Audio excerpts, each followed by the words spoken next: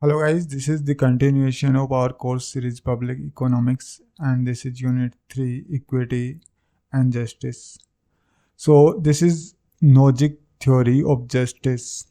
So Nozick put forward the entitlement theory. What it says that if people's current holdings are justly acquired, then only the transfer principle will alone determine whether the subsequent distributions are just or not.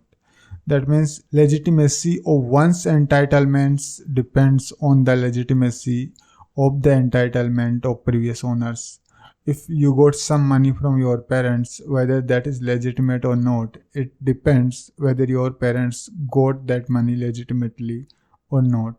Nozick argues that assumptions like states should extensively redistribute the wealth or its legitimate function of the state to bring redistribution by means of progressive taxation.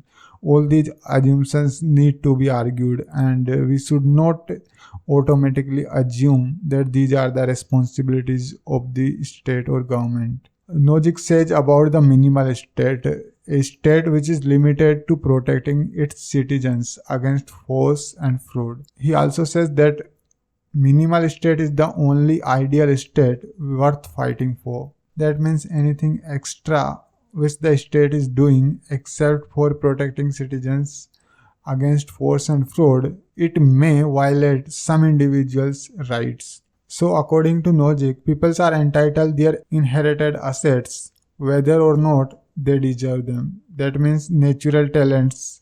People do not violate anyone else's rights by having natural talents they are endowed with. An artist has the right to keep a painting done by him even if his artistic talent was inherited and did nothing to deserve it. Nozick argues that there has no obligation to help those worse off than himself. However, he has nothing against voluntary donation from rich to poor, but there is no obligation on anyone. So Nozick's theory of justice and distribution advocates no redistributive activity of the state. He is against the redistributive policy of the states. So there is a contrast between Nozick and Rawlsian principles of justice.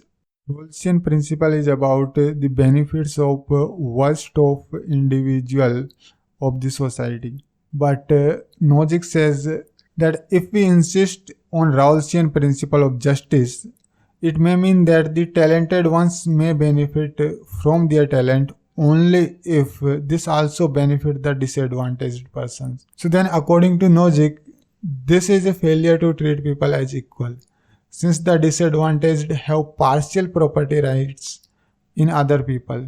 Nozick says the self-ownership and property rights are necessary because they enable an individual to pursue his conception of the good and his self-determined way of life.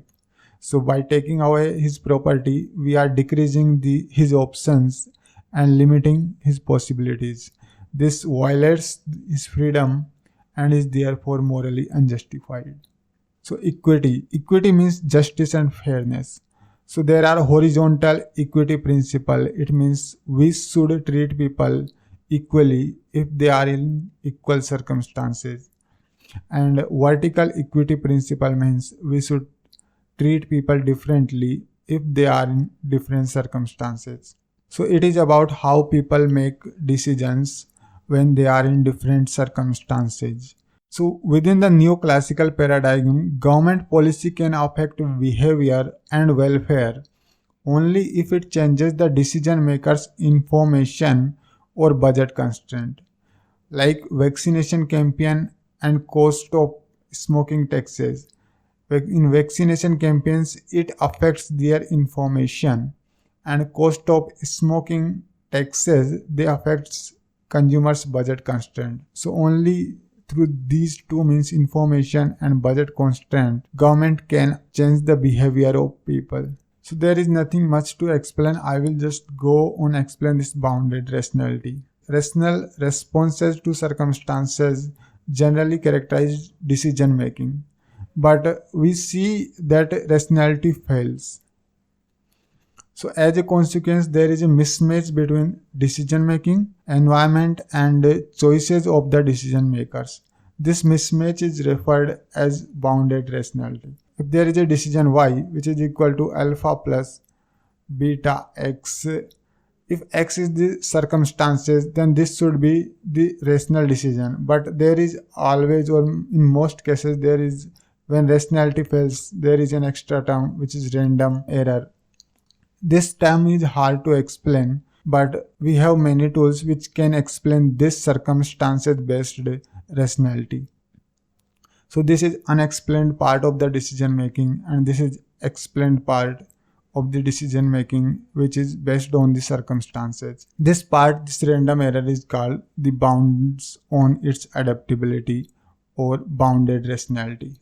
So that's it for this lecture, guys. I will try to post this slide in the description of this video. You can go through this, and if there is any query or doubt, please post it in the comment section. I will try to reply. Thank you, guys.